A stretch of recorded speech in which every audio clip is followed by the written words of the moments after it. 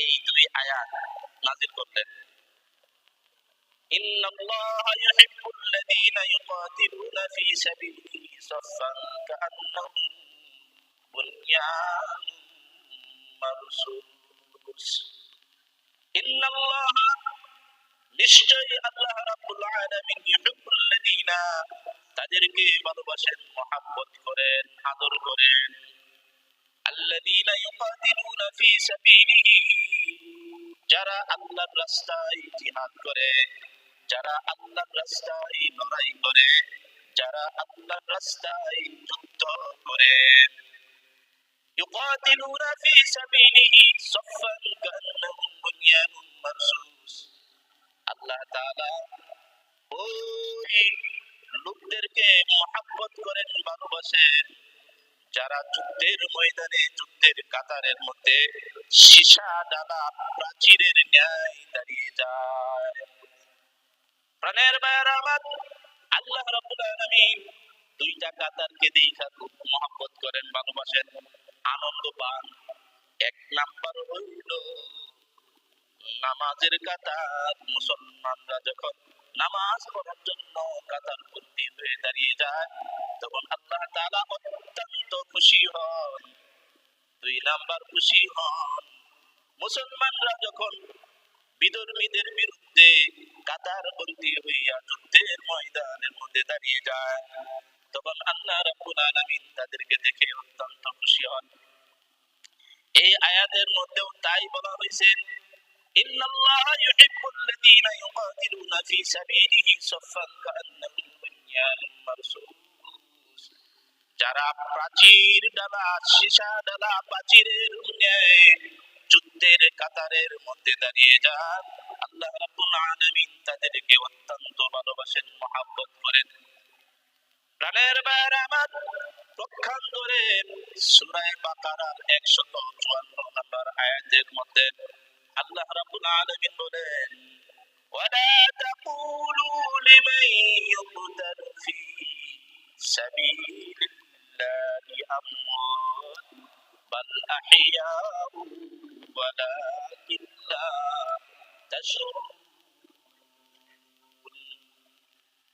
যারা আল্লাহর রাস্তায় যুদ্ধের ময়দানে বিধর্মীদের বিরুদ্ধে, ইহুদিদের বিরুদ্ধে, খ্রিস্টানদের বিরুদ্ধে, হিন্দুত্ববাদের বিরুদ্ধে যুদ্ধ করতে করতে করতে যারা শহীদ হয়ে যায়, কতল হয়ে যায়, তাদেরকে তোমরা মৃত বলো না, বরঞ্চ তারা হলো জীবিত।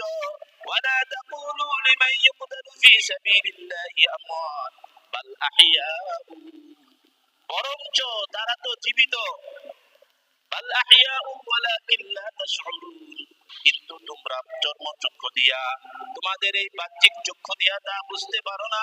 প্রাণের ভাইয়েরা আমার, শহীদ যারা হয়ে যায়, শহীদদের লাশ কবরের মধ্যেও জীবিত থাকে, কবরের মধ্যে তারা জীবিত থাকে। প্রাণের ভাইয়েরা আমার, আমরা জানতে পাই, ইতিহাসের মধ্য থেকে জানতে পাই, অনেক ঘটনা থেকে জানতে পারি, অনেক শহীদের লাশ খনন করার পর পরবর্তীতে শত শত বৎসর পরেও তাদের লাশ অক্ষত পাওয়া গেছে, তাদের শরীর থেকে রক্ত ফিনকি দিয়া বের হচ্ছে, এইরকম ঘটনা আমাদের সামনে আছে। প্রাণের ভাইয়েরা আমার, আরেক আয়াতের মধ্যে আল্লাহ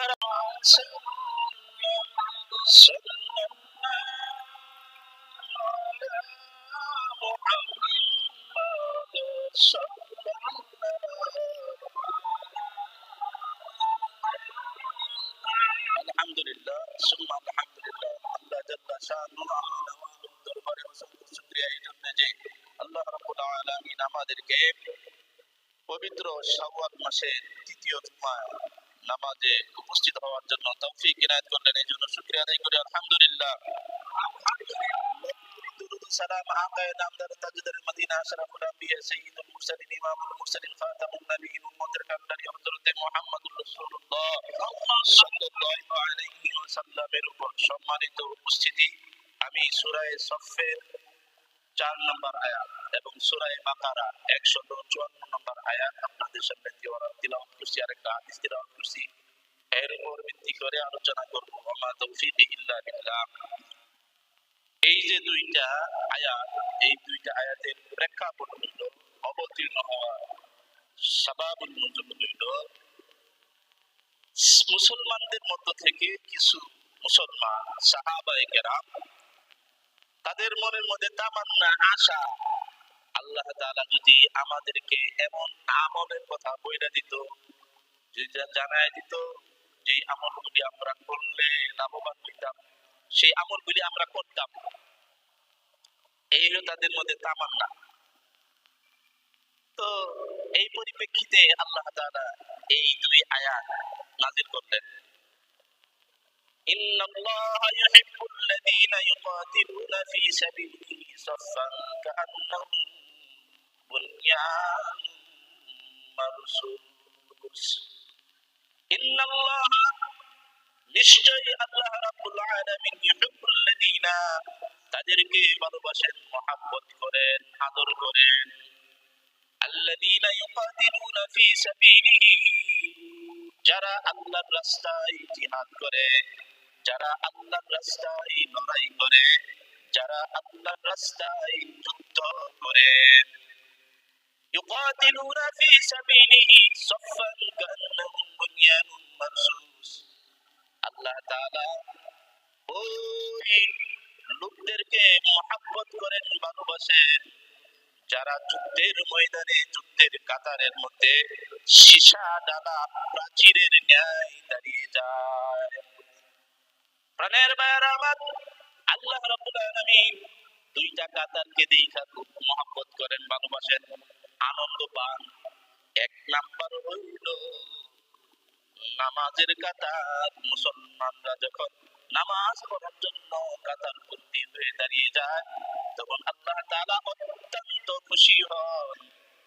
দুই নাম্বার খুশি হন মুসলমানরা যখন বিধর্মীদের বিরুদ্ধে কাতার বন্দী হইয়া যুদ্ধের ময়দানের মধ্যে দাঁড়িয়ে যায়, তখন আল্লাহ রাব্বুল আলামিন তাদেরকে দেখে অত্যন্ত খুশি হন।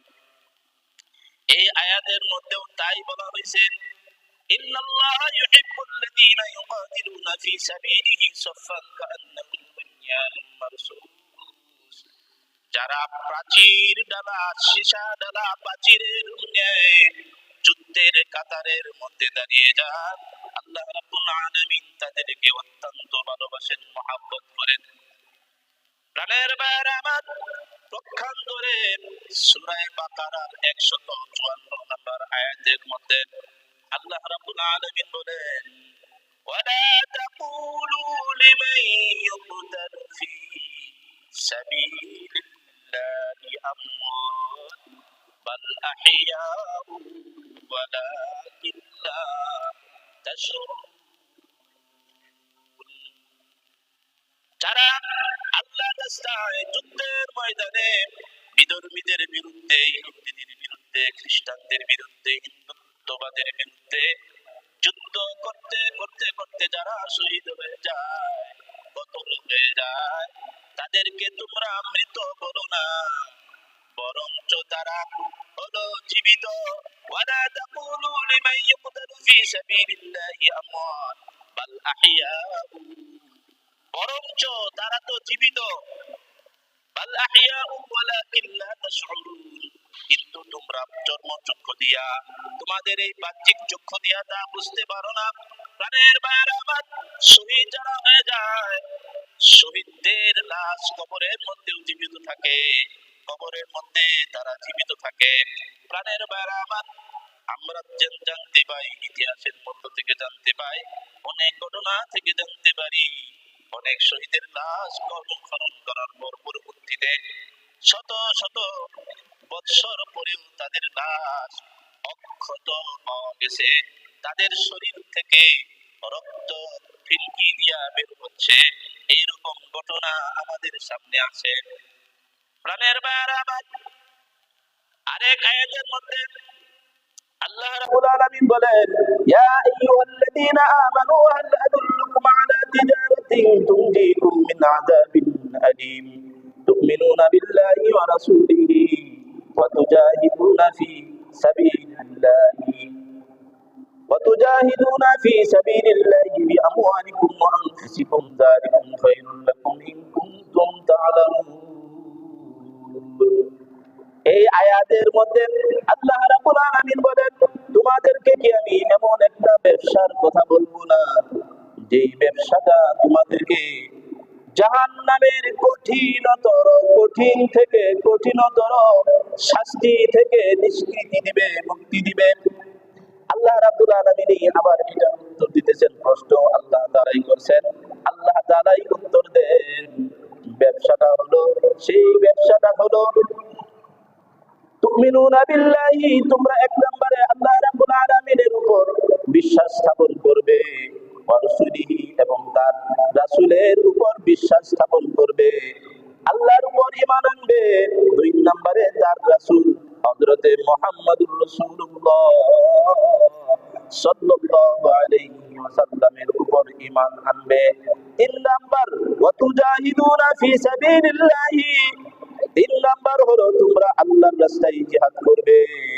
বিআমওয়ালিকুম ওয়া আনফুসিকুম তোমাদের জান দিয়া এবং তোমাদের মাল দিয়া আল্লাহ রাব্বুল আলামিনের রাস্তায় জিহাদ করবে প্রাণের ভাইয়েরা আমার জিহাদ কেন করতে হয় যুদ্ধ কেন করতে হয় যুদ্ধ করতে হয় আল্লাহ রাব্বুল আলামিনের দ্বীনকে আল্লাহ রাব্বুল আলামিনের মনোনীত ধর্মকে ইসলামকে পৃথিবীর বুকে প্রতিষ্ঠিত করার জন্য পৃথিবীর বুকে কায়েম করার জন্য যুদ্ধ করতে হয় প্রাণের ভাইয়েরা আমার রাসূল সাল্লাল্লাহু আলাইহি ওয়াসাল্লাম স্বয়ং নিজে 25টা যুদ্ধের মধ্যে সেনাপতির দায়িত্ব গ্রহণ করেছেন রাসূলুল্লাহ সাল্লাল্লাহু আলাইহি ওয়াসাল্লাম নিজে যুদ্ধের ময়দানে অংশগ্রহণ করেছেন সাহাবায়ে কেরাম তো করেছেন ওই প্রাণের ভাইয়েরা আমার আমরা জানি তারপরে স্মরণ করে দেই খন্দকের যুদ্ধের কথা খন্দকের যুদ্ধ যখন শুরু হবে রাসূল সাল্লাল্লাহু আলাইহি ওয়াসাল্লাম সাহাবায়ে কেরামদেরকে নিয়ে যখন খন্দক খনন করতে শুরু করলেন খন্দক খনন করার সময় এক পর্যায়ে যাইয়া বিশাল একটা পাথর এসে পড়লো সাহাবায়ে কেরাম ওই পাথর নাড়াইতে পারে না কোনো কিছুই করতে পারে না রাসূলুল্লাহ সাল্লাল্লাহু আলাইহি ওয়াসাল্লামকে জানানো হলে পরে রাসূলুল্লাহ সাল্লাল্লাহু আলাইহি ওয়াসাল্লাম কুদাল বাজাইতেই বলেন ওই যন্ত্র নিয়া কুদাল নিয়া নবুয়তি শক্তি দিয়া রাসূলুল্লাহ সাল্লাল্লাহু আলাইহি ওয়াসাল্লাম যখন ওই পাহাড়ে ওই পাথরের মধ্যে যখন কুদ দিলেন পাথর টুকরা হয়ে গেল এবং একটা ঝিলকি দিল আগুনের ফুললিঙ্গ বের হইল যে আগুনের ফুললিঙ্গের মধ্যে রাসূলুল্লাহ সাল্লাল্লাহু আলাইহি ওয়াসাল্লাম রোমের রাজপ্রাসাদ সংসদ ভবন দেখতে পাইলেন এবং রাসূল সাল্লাল্লাহু আলাইহি ওয়াসাল্লাম ভবিষ্যৎবাণী করলেন অদূর ভবিষ্যতে এই রোম মুসলমানদের অন্তর্গত হবে মুসলমানদের হাতে আসবে এই রোম মুসলমানরা বিজয় করবে রাসূল সাল্লাল্লাহু আলাইহি ওয়াসাল্লাম আবার দ্বিতীয় কূপ দিলেন ওই পাথরের মধ্যে আবার পাথরটা ভেঙে গেল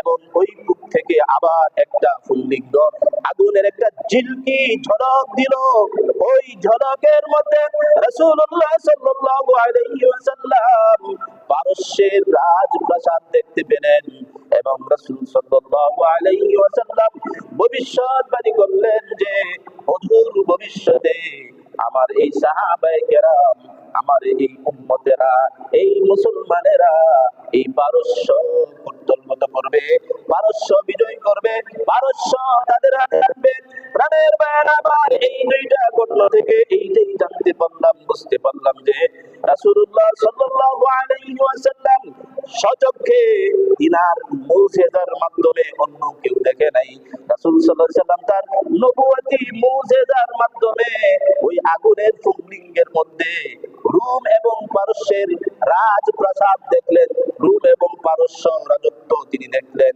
এবং ভবিষ্যৎবাণী করলেন অবশ্যই অদূর ভবিষ্যতে এই রোম এবং পারস্য মানে তদানীন্তনকালে ওই সময় রোম এবং পারস্য ছিল পরাশক্তি তারা ছিল বর্তমান আমেরিকা এবং রাশিয়ার মতো পরাশক্তি ছিল প্রাণের ভাইয়েরা আমার, এই ভবিষ্যৎবাণী যখন দিলেন, অন্যান্য কাফের মুশরিকরা যারা ছিল আশপাশে, যারা শুনলো, তাদের কানে যখন এই কথা গেল, তখন তারা টিটকারি করে। কি করে? রহস্য করে। যাদের যাদের পেটের মধ্যে খাবার নাই, খিদার ঠেলায় পেটের মধ্যে পাথর বাঁধছে। রাসূল সাল্লাল্লাহু আলাইহি ওয়াসাল্লাম নিজেও খন্দকের যুদ্ধের সময় রাসূল সাল্লাল্লাহু আলাইহি ওয়াসাল্লাম নিজেও নিজের পেটের মধ্যেও 3টা পাথর বাঁধছিলেন। কয়টা? সাহাবায়ে কেরাম কয়, হুজুর ক্ষুধার জ্বালায় আর পাচ্ছি না, পেটের মধ্যে আমরা পাথর বাঁধছি। রাসূল সাল্লাল্লাহু আলাইহি ওয়াসাল্লাম কাপড় উঠায় দেয়, ও দেখো আমার পেটের মধ্যে 3টা পাথর বাঁধা। যাই হোক, সেই ঘটনা আমার বলার উদ্দেশ্য নয়। প্রাণের ভাইয়েরা আমার, এখন কাফেররা কয়, তো যেই মুসলমানদের পেটের মধ্যে খানা নাই, ক্ষুধার কারণে পেটের মধ্যে পাথর বাঁধছে, আবার তারা পারস্য বিজয় করার স্বপ্ন দেখে, এরকম বোকামি ছাড়া আর কিছু এরকম টিটকারি করে। প্রাণের ভাইয়েরা আমার, ইতিহাস সাক্ষী, কোন কাফের বেঈমান, কোন খ্রিস্টান, কোন ইহুদি এই কথাকে অস্বীকার করার মতো না।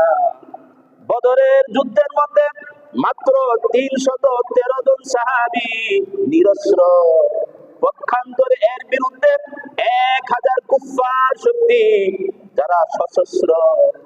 কোনটা বিজয়ী হয়েছে? কথা বলেন না, বুঝেন নাই কথা। কোনটা বিজয় হয়েছে? একদিকে মুসলমানরা 313 জন নিরস্ত্র, অপরদিকে কাফেররা 1000 সশস্ত্র, অস্ত্র শস্ত্র সজ্জিত। কিন্তু আল্লাহ রাব্বুল আলামিন এই 1000 কাফেরদের বিরুদ্ধে এই 313 জন বদরের ময়দানে বিজয় দান করলেন। কাদেরকে? মুসলমানদেরকে। প্রাণের ভাইয়েরা আমার, বিজয় তো দান করলেন, এই বিজয় ইতিহাসের পাতার মধ্যে লেখা আছে। এইটা কি মুসার মতো কোনো ব্যবস্থা নাই?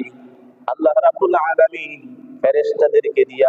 ফেরেশতা দিয়া নসরত করলেন, সাহায্য করলেন। সাহায্য করে আল্লাহ রাব্বুল আলামিন বদরের মুসলমানদেরকে বিজয় দান করলেন। প্রাণের ভাইয়েরা আমার, আজকে ফিলিস্তিনের মুসলমানরা, ফিলিস্তিন দেশটাকে, গাজা যে আছে, রাফা অঞ্চল, এই সমস্ত অঞ্চল এরা মাটির সাথে মিশিয়ে দিয়েছে, সমস্ত কিছু ধ্বংস করে দিয়েছে। প্রাণের ভাইয়েরা আমার, রাসূল সাল্লাল্লাহু আলাইহি ওয়াসাল্লাম শাম এবং ইয়ামান দেশের জন্য দোয়া করেছেন, আল্লাহ শামবাসীর প্রতি তুমি রহমত নাজিল করো, ইয়ামানবাসীর প্রতি তুমি রহমত নাজিল করো। প্রাণের ভাইয়েরা আমার, হাদিস শরীফের মধ্যে পাওয়া যায়, ইয়ামানবাসীরা যখন ইসলাম গ্রহণ করে, মুসলমান হইতে শুরু করলো, তখন সবচেয়ে বেশি ইসলামের বিজয় হয়েছে, ইসলামের শক্তি তখন বেড়ে গিয়েছিল। প্রাণের ভাইয়েরা আমার, রাসূল সাল্লাল্লাহু আলাইহি ওয়াসাল্লাম হাদিস শরীফের মধ্যে বলেছেন, ইজা আকবালাত হিমিয়ারু মাআহা নিসাউহা তাহমিলু আওলাদাহা ফাআবশির বিনাসরিল্লাহি আলাল মুশরিকিন আজমাইন। রাসূল সাল্লাল্লাহু আলাইহি ওয়াসাল্লাম ভবিষ্যৎবাণী করেছেন, যখন দেখবা তোমরা ইজা আকবালাত হিমিয়ারু, হিমিয়ারবাসীরা মানে ইয়ামানের একটা গোত্রের নাম হলো হিমিয়ার। ইয়ামান দেশের একটা গোত্রের নাম কি? হিমিয়ার, মানে হুতি। হিমিয়ার কি? হিমিয়ার মানে বলেন, হিমিয়ার মানে হুতি। ইয়ামানের একটা গোষ্ঠীর নাম, একটা গোত্রের নাম, একটা দলের নাম হইল হিমিয়ার। হিমিয়ার মানে এরা হইল বর্তমানে হুতি। বলে ইজা আকবালাত হিমিয়ারু, যখন হিমিয়ারবাসীরা, হিমিয়ারের লোকেরা, ইয়ামানের হুতিরা যখন তাদের মহিলা সহ এবং তাদের সন্তানদের সহ, অর্থাৎ তাদের মহিলা এবং তাদের সন্তানদেরকে নিয়ে যখন তারা আগমন করবে, যখন তারা চলে আসবে, ইজা আকবালাত হিমিয়ারু মা নিসাউহা তাহমিলু আওলাদুহা ফাআবশির বিনাসরিল্লাহি আলাল কুফফারি আজমাইন। তখন সমস্ত মুশরিকদের বিরুদ্ধে, সমস্ত কুফফারদের বিরুদ্ধে আল্লাহ রাব্বুল আলামিনের নসরতের সুসংবাদ গ্রহণ করো। কিসের সুসংবাদ? আল্লাহ তাআলার সাহায্যের সুসংবাদ গ্রহণ করো। এই হাদিস থেকে আমরা কি বুঝতে পারলাম? রাসূল সাল্লাল্লাহু আলাইহি ওয়াসাল্লাম ভবিষ্যৎবাণী করে গেছেন যে এক সময় আবার এই হিমিয়ারের লোকেরাই এই ইয়ামানবাসীদের মাধ্যমে, এই সিরিয়ার মাধ্যমে আবার মুসলমানদের বিজয় হবে। বর্তমানে মুসলমানরা পরাজিত, মুসলমানদের আজকে কোনো শক্তি নাই, মুসলমানরা কিছু বলতে পারে না, মুসলমানদের কথার কোনো গ্রহণযোগ্যতা নাই। নাকি আছে ওয়াইসির মধ্যে, নাকি আছে জাতিসংঘের মধ্যে, শুধু মুসলমান রাষ্ট্রগুলিকে, মুসলমানদেরকে শুধু ওরা নাকের মধ্যে বসে লাগায় ঘুরায়। প্রাণের ভাইয়েরা আমার, প্রাণের ভাইয়েরা আমার, যেই অবস্থা হচ্ছে আজকে ফিলিস্তিনের মধ্যে, ফিলিস্তিনের মধ্যে এই কুখ্যাত ইসরায়েলেরা কোনো খাবার ঢুকতে দেয় না, এরকম ভাবে নিঃসর্গ ভাবে, এইরকম ভাবে, এইরকম পাশবিক ভাবে, এইরকম অত্যাচার, এইরকম নিপীড়ন ইতিহাসে অতীতে কোথাও যায় নাই। ইতিহাসের গতিতে এরকম ইতিহাস পাওয়া যায় না যে এরকম ভাবে শিশুদেরকে, এরকম ভাবে মহিলাদেরকে মারছে, এরকম ভাবে পাওয়া যায় না। প্রাণের ভাইয়েরা আমার, ফিলিস্তিনের উপর যা চালাচ্ছে খাবার পর্যন্ত তারা ঢুকতে দেয় না। প্রাণের ভাইয়েরা আমার, আমাদের দাবি হলো, আমি আমার স্থান থেকে দাবি করতে চাই, সরকারের কাছে দাবি করতে চাই, যে এরকম ভাবে এই কুখ্যাত বেনিয়ামিন নেতানিয়াহু, কুখ্যাত ইসরাইল এমনি ভাবে ফিলিস্তিনের মুসলমানদের জন্য খানা বন্ধ করে দিচ্ছে, আমাদের সরকারের কাছেও দাবি ওই দেশের, ওই ইসরায়েলের কোন পণ্য বাংলাদেশে ঢুকতে পারবে না। কি বলেন? কথা কয় না। ইসরায়েলের কোন পণ্য বাংলাদেশে ঢুকতে পারবে না। আমরা সবাই শুধু মিছিল করলে হবে না, স্লোগান দিলে হবে না, আমাদের সবাইকে আমরা যখন পণ্য ক্রয় করব তখন দেখে দেখে পরে পরে তারপরে আমাদের পণ্য ক্রয় করতে হবে, আমাদের ইসরায়েলের পণ্য বয়কট করতে হবে। ইসরায়েল এবং আমেরিকার কোন পণ্য আমরা কিনবো না, ক্রয় করবো না। কি বলেন? এটা হলো আরেক যুদ্ধ, এটা হলো আরেকটা যুদ্ধ। মিডিয়া যুদ্ধ চলতেছে বর্তমানে, মিডিয়া যুদ্ধ সারা বিশ্বের মধ্যে, মিডিয়া যুদ্ধ এখন বড় যুদ্ধ, আর মিডিয়ার মাধ্যমে যুদ্ধ। দেখেন না প্রোপাগান্ডা, যেটা মিথ্যাকে সত্য, সত্যকে মিথ্যা বলতেছে, কারণ মিডিয়ার সমস্ত চাবি তাদের হাতে, ওদের হাতে, এই পরাশক্তিদের হাতে। মিডিয়ার সমস্ত চাবি, কলকাঠি সব এদের হাতে। এই জন্য তারা মিডিয়ার মধ্যে যা ইচ্ছা প্রোপাগান্ডা, মিথ্যাকে সত্যকে মিথ্যা, মিথ্যাকে সত্য বলে প্রচার করতেছে। আর সর্বমনা মানুষ যারা, তারা এদের কথাই গ্রহণ করে।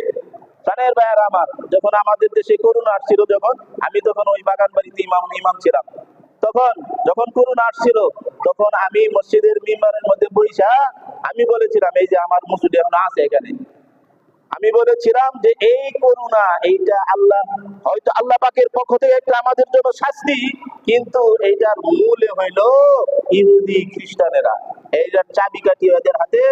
এইটা হইল বলে কিসের? ওই ইহুদিদের চক্রান্ত, দাজ্জালের বাহিনীদের বড় একটা চক্রান্ত হইল এই করোনা। করোনার মধ্যে ভাইরাস যে যা কিছু বের করছে, এইগুলি এদের চক্রান্ত, ওদের চক্রান্ত। এইটার মধ্যে একটা হইল এই দাজ্জালের যে বাহিনী আছে, এই দাজ্জালের বাহিনী এইটা একটা পরীক্ষা করলো যে আমরা যে মেসেজ যদি দেই, তাহলে এই মেসেজটা মুসলমানদের কাছে বা বিশ্বের কাছে কতটুকু গ্রহণযোগ্য হয়। এটার একটা পরীক্ষা, এটার একটা প্রাথমিক পরীক্ষা তারা করলো। কথা বুঝেন নাই? দাজ্জাল যে বের হবে, দাজ্জালের কথা যে সবাই সারা বিশ্বের লোকেরা মুহূর্তের মধ্যে জেনে ফেলবে। কিসের মাধ্যমে? এই মিডিয়ার মাধ্যমে। কিসের মাধ্যমে জানবে ভাই? কিসের মাধ্যমে? এই মিডিয়ার মাধ্যমে জানবে। এটা বিরাট ইতিহাস আছে, আমার কাছে বই আছে, আমি পড়ছি। তো প্রাণের ভাইয়ার আমার, যেই কথা বলতেছিলাম যে আজকে আমাদের মুসলমানরা পরাজিত, শুধু তাই না, এই যে ভারতের মধ্যে